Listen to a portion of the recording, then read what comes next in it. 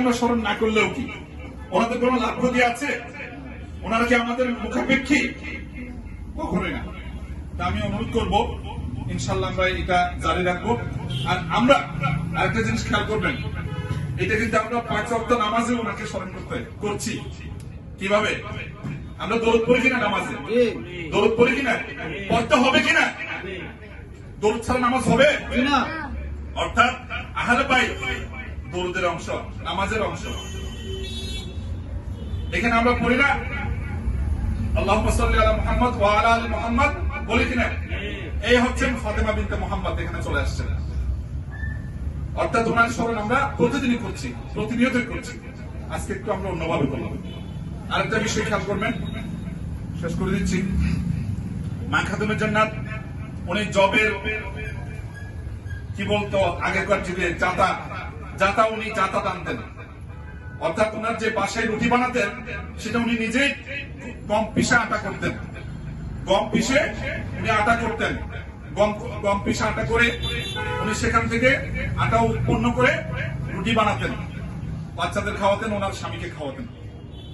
তো এই করতে করতে উনি রাসূল কারীম সাল্লাল্লাহু আলাইহি ওয়াসাল্লামকে একদিন বললেন, ইয়া রাসূলুল্লাহ সাল্লাল্লাহু আলাইহি ওয়াসাল্লাম, আব্বাজান আমি তো, উনি খুব শীর্ণকায়া ছিলেন, অর্থাৎ খুব চিকন, একদম উনি খুব খেতেন না, খাওয়া দাওয়া খুব কম করতেন, একটু রোগ আক্রান্ত শরীর ছিল না। উনি বলছেন, আব্বাজান আমি তো একদম রোগাক্রান্ত, আমি যাতা টানতে অসুবিধা হয়, আমার জন্য একটা খাদেমার ব্যবস্থা করুন। আল্লাহ রাসূল ওই সময় একটা জিহাদের ময়দান থেকে কিছু গোলাম বাদী পেয়েছিলেন, দাসী পেয়েছিলেন, দাসী। তো আল্লাহ রাসূল উনি বললেন আমাকে একটা দাসী দেন। আল্লাহ রাসূল বলছেন, খাতুনে জান্নাত মা ফাতেমা তুমি কি আখিরাত চাও না দুনিয়া চাও? মা খাতুনে জান্নাত হেসে দিলেন, আব্বাজান আমি আখিরাত চাই। তাহলে তোমাকে আমি এখানে গোলাম দেব না, এখানে তোমাকে আমি দাসী দেব না। তোমার জন্য আল্লাহ রাব্বুল আলামিন কিয়ামতের ময়দানে এরকম 70,000 দাসী ঠিক করে রেখেছেন, তুমি সেই দাসী এখানে নিও না। হ্যাঁ, তোমার যেহেতু কষ্ট হয় তোমাকে আমি একটা জিনিস দিচ্ছি, একটা ওষুধ দিচ্ছি। রাসূল কারীম সাল্লাল্লাহু আলাইহি ওয়াসাল্লাম সমস্ত রোগের চিকিৎসক, ঠিক কি না? সমস্ত রোগের চিকিৎসক। তা আল্লাহ রাসূল বলছেন আমি তোমাকে একটা ওষুধ দিচ্ছি, সেই ওষুধ যদি তুমি চর্চা করো তোমার এই অসুখ ভালো হয়ে যাবে, তোমার যে শরীর ব্যথা করে সেই ব্যথা ভালো হয়ে যাবে। কি আব্বাজান? বললেন তুমি প্রত্যেকটা ফরজ নামাজের পর আয়াতুল কুরসি একবার পাঠ করবে। কয়বার? আয়াতুল কুরসি একবার পাঠ করবে। 33 বার সুবহানাল্লাহ, 33 বার আলহামদুলিল্লাহ, 34 বার আল্লাহু আকবার। এটা পরে তুমি তোমার শরীর মাসে করবে। আমাদের এখানে দেখবেন অনেক মুরব্বিয়ানে কারণ এটা করেন, আমরা দেখি কিনা?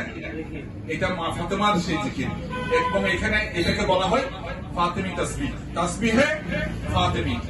সুতরাং আমরা ওনাকে যেভাবে দরুদ শরীফের মাধ্যমে ওনাকে আমরা সালাম দিচ্ছি, তাশাহুদের মধ্যে সালাম দেই, ঠিক সেভাবে আমরা আজকে থেকে চেষ্টা করব এই যে ওনার যে তাসবিহ ফাতেমি, এটা আমরা প্রত্যেক ফরজ নামাজের পর আমরা ইনশাআল্লাহ আদায় করব।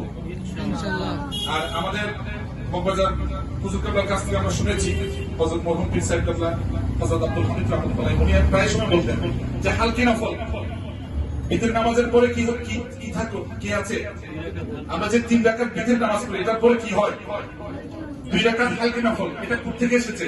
আমরা মগবাজার পীর সাহেব হুজুর কেবলার কাছে শুনেছি, এটা হচ্ছে হালকি নফল। এটা মা ফাতেমা জাহরা এটা করতেন, ওনার এই সুন্নাহ। আমি আর আলোচনা দীর্ঘায়িত না করে শেষ করব। ইনশাআল্লাহ আমরা শেষ করে দিবেন, তারপরে